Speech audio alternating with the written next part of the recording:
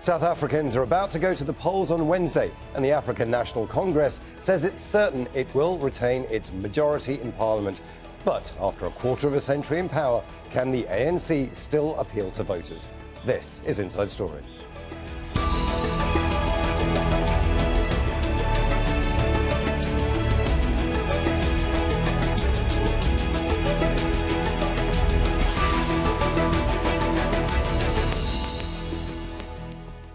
Hello and welcome to the programme. I'm Imran Khan. Party leaders have rallied their supporters and made their final speeches. But a quarter of a century since the first democratic elections, promises haven't changed much, and neither have the problems for everyday South Africans. Thousands gathered in their party colours to choose who they think will resolve their main concerns: inequality, unemployment and corruption. While for others, access to basic services like electricity and sanitation will determine who they'll choose. The African National Congress has led the country since the end of apartheid, but it's accused of not doing enough. And it faces major challenges from the Democratic Alliance and the Economic Freedom Fighters Party. But President Ramaphosa believes he's done enough to convince South Africans to return him to power. Before we speak to our guests, Malcolm Webb has this report from Johannesburg. This is the final rally of South Africa's ruling African National Congress ahead of Wednesday's election. The ANC's been in power ever since it was credited with ending white minority rule in 1994, and it's won every election, but its majority in Parliament's declined. The opposition have capitalised on a series of corruption scandals, but also unrest over poor delivery of public services, which has been going on for years. The ANC, though, its officials say that they're still confident of keeping its majority. We believe the people will reaffirm the ANC as a leading party and as a champion of our democracy. The only party that has proven to be committed to what South Africans need.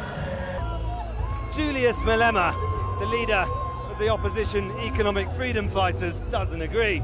He was pushed out of the ANC about 6 years ago, and his party's rapidly risen ever since. In the last election 5 years ago, they won a handful of seats in Parliament, which is used to disrupt proceedings and change the course of South African politics, criticising the ruling ANC for corruption, promising to nationalise South Africa's farmland and its banks. The ANC has been failing us for a very long time. Particularly, they've been failing our parents and our foreparents who were there on the liberation movement. And we, as an youth of this country, right now we are saying ANC will never come back after 8 May. South Africa's largest opposition party, the Democratic Alliance, held its final rally on Saturday.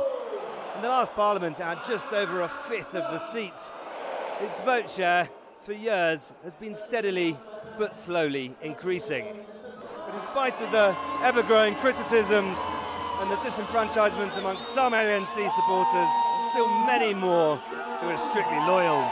And the opinion polls suggest that many South Africans believe that come Wednesday's poll, it will keep its majority, but with a smaller margin than it's ever had before. Malcolm Webb for Inside Story. Let's go to our guests. In Johannesburg, Grant Masterson, Head of Programme for Political Institutions and Processes at the Electoral Institute for Sustainable Democracy.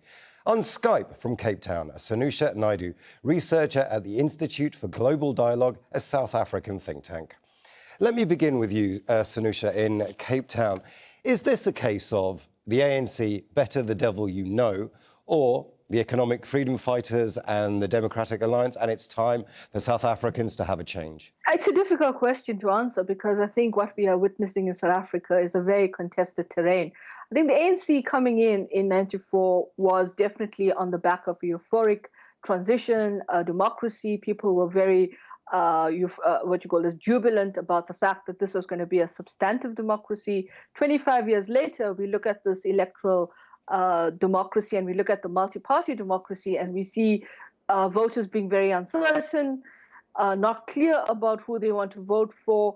I think there's a sense that they want to vote, but just not sure whether it's the ANC or whether it's the EFF or any other political party. And of course, what we are witnessing is also the governance deficit in terms of how that has influenced the mindset. So I think, in a sense, when you look at democratic theory, it's about going from the best to the worst. But I think in South Africa right now, you're looking at, who's the least worse, if you want to use that terminology, and then, of course, going down the list from there. I think the ANC, in many ways, it has to reestablish that kind of looming large in the mindset of both its support base, which has been gradually declining, and of course at the provincial level, if you look at Gauteng, you look at the Eastern Cape, etc. There's been contestation. I mean, Gauteng is the biggest level in which contestation is going to take place, and questions of whether we're going to see coalition governments, which President Ramaphosa has come out very vehemently and denied and said we don't like coalitions. But again, this is what's happening at the subnational level for the country. So I think for the ANC, it's about basically that psychological barrier between a 58% and a 60%, but also in terms of how the voters are looking at it in terms of performance, in terms of service delivery, and whether they've met their interest or have they just used the party or people using the party to basically advance their interests as well. This is a key election concern for a lot of the voters. Grant Masterson in Johannesburg, a lot of people are very concerned about corruption, inequality, and they're taking a look at the ANC now and saying to themselves, well, you've had 25 years. Is that a fair description of what many voters are thinking? I don't think that there's one issue for any voter. It's such a complex choice for voters in South Africa right now. As Sanusha rightly said, corruption is right up there. We had a situation where if we had carried Jacob Zuma into the elections for the ANC, I think we'd be talking about a very different electoral scenario, because he had become an extremely unpopular person personally and as state president. And the ANC recognized that now this was becoming a liability for them. So they made a very, very important change. Introducing Cyril Ramaphosa as president. And he's almost rejuvenated the ANC and been able to allow the ANC in some senses to wash its hands of the Zuma regime. So whilst the country remains mired in the consequences of the corruption and the cronyism and the other excesses of the Zuma regime, because we have a change in the ANC itself has been able to argue that they are now that they need to be given a fresh chance, and that they should be allowed to clean up their own mess in a sense. But certainly corruption is one. The state of the economy is always looming large. The state of personal security, crime is always an issue in South Africa. And of course, we have the very emotive issue of land, and several parties suggesting that were they elected into power, they will be expropriating land without compensation, changing the constitution. So there's been a lot of issues for voters to consider as they look at these particular elections. But Sanusha in Cape Town, I have been hearing these issues for the last 25 years. Every time we've ever talked about South African elections, it always seems to be the same issues: security, corruption, inequality, even land has been discussed. But there doesn't seem to be any concrete measures taken. I think Grant is right. I mean, I think the challenge that we're facing is that these issues have become fairly institutionalized. And of course, the complexity of the issues is that they've been allowed to deepen in a very negative way. So what is happening today, I think, when we look at the election the election that's going to take place on May 8th, is essentially people saying, well, how much have you qualitatively delivered on these issues? If you take the land question, for example, it's become an exceptionally emotional issue. But at the same time, there's different reactions to it in terms of what should be the policy implementation. While the ANC and the EFF may agree in a very broad way around land expropriation without compensation, ideologically they differ in terms of implementation of that Section 25 of the Constitution, and of course the proposal that was adopted by the two houses of Parliament to take it forward in terms of going towards that revision of the Constitution. But coming from it from very different interpretations. What happens in the South African context is that when you constantly see how much of the South African coffers, the state money that has been utilized in the context of the kinds of issues that we are seeing emerge in the Zondo Commission around money that has been utilized in an unproductive way in terms of how it has advanced particular interests and economic interests and advanced particular people's economic wealth, then of course it becomes a critical issue. I think this time around, people are really frustrated because they go to the polls, they think about this really seriously, and we're now seeing political parties who may not necessarily believe, have not remained accountable to this electorate that has given them the vote. So this system as well is also about the fact that the policy uncertainty, the way in which it has taken place. Yes, I agree. Cyril Ramaphosa has rejuvenated, invoked a kind of rejuvenation in the party, but he's also constrained internally by the party. Let's bring in Joseph Okiano here. He's a commentator on South African affairs, a political activist, and a former columnist for New Africa magazine. Joseph, our guests seem to be saying that there is almost a ANC 2.0. A new ANC that's been rejuvenated under its new leader, and it's not the old ANC under Jacob Zuma. Would you agree with that characterization, or do you think the ANC still has structural problems from well before? I mean, to the extent that the ANC sort of inherited a massive job that there is, I don't know any political organization or political party in the world today that would have probably found the job that the ANC inherited in South Africa in 1994 that easy, unless they're prepared to be as radical as radical political parties and organizations could be. But of course, the ANC opted to take a moderate line.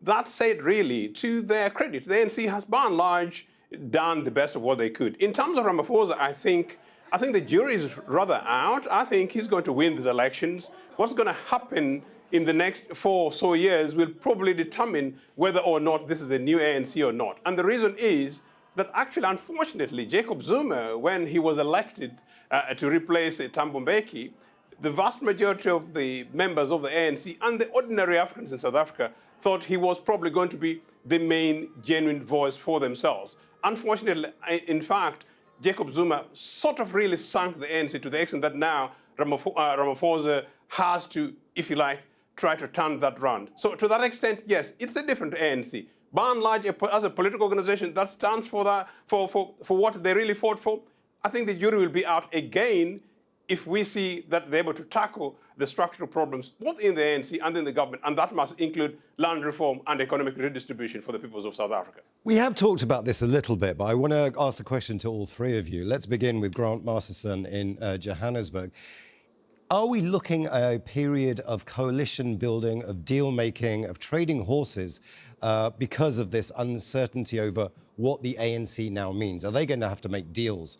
Or is there enough support there? Is there enough numbers there for them to be able to come to power with a mandate?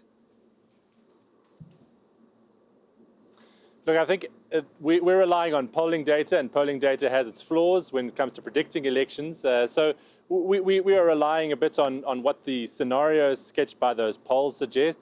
The polls suggest that this is going to be a close race and that the ANC is going to have to fight for every vote, which is really a new scenario for the party. They've enjoyed fairly comfortable majorities in previous elections, and it was really only in 2016 that we saw serious coalition politics really enter the political landscape of South Africa, which means that, of course, coalitions between the ANC and other smaller parties are plausible, but also coalitions between the major opposition parties. We've already seen in 3 of the major metros that those coalitions did unseat the ANC from power. And because we have both a national vote and a provincial vote, the expectation is that 1 or 2 of the provinces may actually end up in coalition arrangements because no single party can get a clear majority.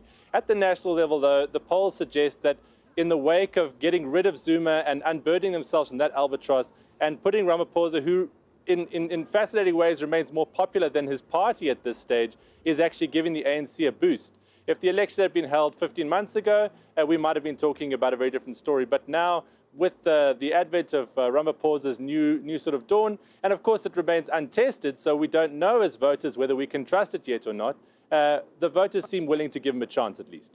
Sanusha Naidu in Cape Town.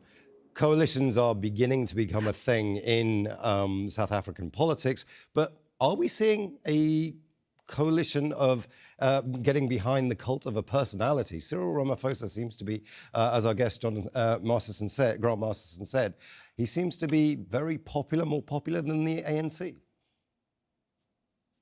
Yeah, I mean, I think we've been moving towards coalitions, as Grant rightly pointed out, in terms of 2016 local government election. But here's the thing for me, and I think this is going to be the key ingredient, the key factor that we have to think about for this election, and that is the trust issue. So they may trust Cyril Ramaphosa, but do they trust the ANC? Now that question then becomes even more complex for the voter, because when they get to the, are they going to go out and vote because I like Ramaphosa, but I'm not sure of the party? And I think that's going to be a key ingredient for the mandate the ANC gets, or the mandate Ramaphosa gets, in terms of the national election and the outcome of the results at the national level for the party. Will they give him that mandate? And if he gets that mandate, will the party then say, no, we need to contain his power a little bit, as we've seen previously done both at the two elective conferences in terms of Polokwane and, of course, in Nasrec as well? There were questions about, are these political leaders getting, or the leaders of the party getting too popular than the party? And the second dimension to that is both at the provincial level, you can see coalitions work because they do have particular dynamics around opening up the accountability, opening up a more diverse set of governance. But we've also seen how, if you don't choose the right kind of coalition partner, how they can actually tumble and quickly fall like a house of cards, as we've seen the DA in the Nelson Mandela Bay, as we've seen the DA in Johannesburg, also in a sense of how they've been, the tensions that have raised there. The third point I want to make is the polls, and Grant is right, we're predicting on the basis of looking at opinion polls, etc. But we really don't know what's going to be an outcome, because within these polls that we've seen in the last couple of months, there's almost an 8% differential between some of their outcomes and how they are positioning this. So I think what we need right now after this election is a much more clearer, a coherent, and a much more embedded kind of understanding of not just national elections and provincial elections, but looking also at the election landscape, even taking into account by-elections and local government elections, which will tell us what the feeling and the mood is amongst people in terms of their apathy and where they're going. Yeah, it's interesting, Joseph. I want to bring you in here from London. We seem to be hearing that, yes, Cyril Ramaphosa is a very popular, perhaps more popular than the ANC. Is that going to do him damage in the long term, do you think?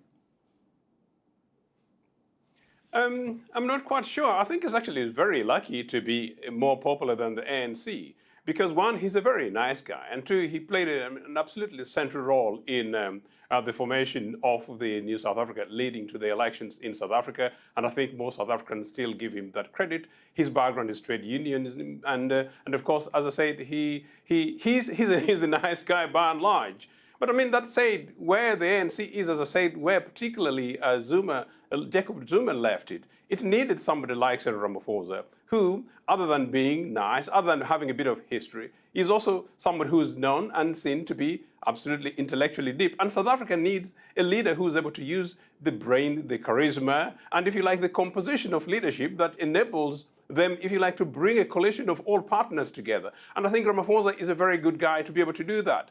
Unfortunately, of course, he was slightly tainted a few years ago over the Marikana massacre, where many South Africans thought probably because the company in which he's involved in, Lonmin, was at the center at an event that led to an unfortunate massacre in that country that probably tainted him. But anything really beyond that, I think South Africa needs somebody like him. And I think to his credit, and indeed to the ANC's credit, it was actually a good thing to elect him as president. And I think if I was advising them, I would simply say, rally around Ramaphosa, rally around the traditional ANC values, or else actually the likes of the Economic Freedom Party are actually watching from behind. And I think they're the people to watch going forward, probably much more so than the DA, in my opinion. Grant Masterson in Johannesburg. So we're taking a look now at the opposition.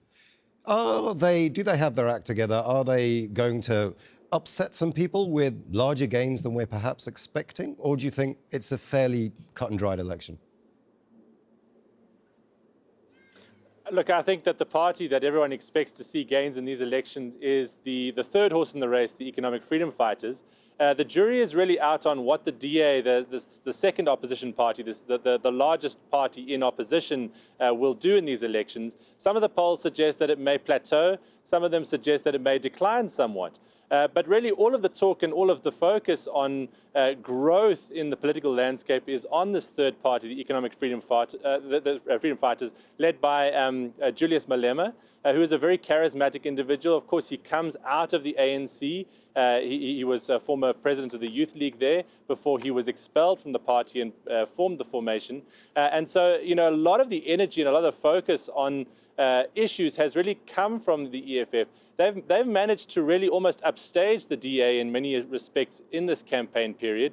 And yet, numerically, they remain a really dark horse to make any meaningful gains numerically within the landscape. So we sit with a very, very interesting position here where the ANC is declining. The second opposition party, the DA, may or may not decline. We don't know. We'll have to see. And then all of the focus about a party growing is actually a party which is coming from a very small base in the Economic Freedom Fighters.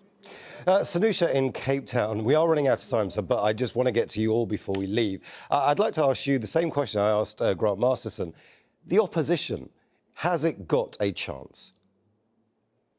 Well, I agree with Grant in terms of the way in which these three parties are contesting, and of course some of the polls predicting at least a doubling in certain contexts for the EFF nationally. But here's the thing: the EFF is the one party that speaks to that band of unemployed youth, to that band of people in the country that are young, who we need to get registered. Who I think, if you look at the age group, about 60% or less than a third of them are not registered. So you've got a very high proportion of that group that are not registered to vote, but yet can be appealed by the EFF's kind of rhetoric, talk, and the kind of ideological stance they take, which is very much around a populist dynamic. So I think it'll be really around that, whether they get that mandate from the electorate, from the support base, or whether they take away votes, also not only from the ANC, but also from disillusioned youth in the DA and other political parties.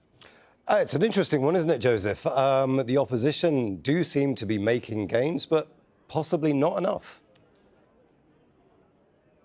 Not enough, and it's probably unlikely this time around, almost certainly not. As I said, maybe in the next elections, and perhaps if they were doing what they're supposed to do by and large, I wouldn't advise some of them very much. Maybe they should be building up a clarity of purpose, because as it were, the ANC comes from a very clear ideological background and base. The EAF actually broke off, and actually they seem to take the mainstream of the key issues, particularly about land reform and, if you like, economic ownership of the broad South Africa from a historical perspective. It is something that can be very tempting to most South Africans. But of course, as I said, the DA is massively, in my opinion, again, tainted by the very apparent perception that is actually a front for the white establishment in South Africa. And if you go by the statistics, that up to now, still up to about 67% to nearly 70% of top managing positions in South Africa are held predominantly by white men, and only perhaps just over 3%, under 4%, of top companies in South Africa are in the hands of the Africans, meaning the black people in South Africa. I think if you woke up and you organized a campaign around many of those issues, there's no way in which the vast majority of average South Africans would go towards anything to do with the DA and, if you like, the old appetite. And there's no reason why probably those who actually leave the ANC, if they have to leave the ANC, would not go to EAF. But I think the game is still for the African National Congress to do. It's certainly a very lively election with a lot of issues and a lot of possibilities. Let's see what happens on May the 8th. I'd just like to thank all our guests, Grant Masterson, Sanusha Naidu and Joseph Ekianu. And thank you too for watching. You can see the programme again anytime by visiting our website, aljazeera.com. And for further discussion, go to our Facebook page. That's facebook.com/AJ Inside Story. And you can also join the conversation on Twitter. Our handle is @AJ Inside Story. From me, Imran Khan, and the whole team here, bye for now.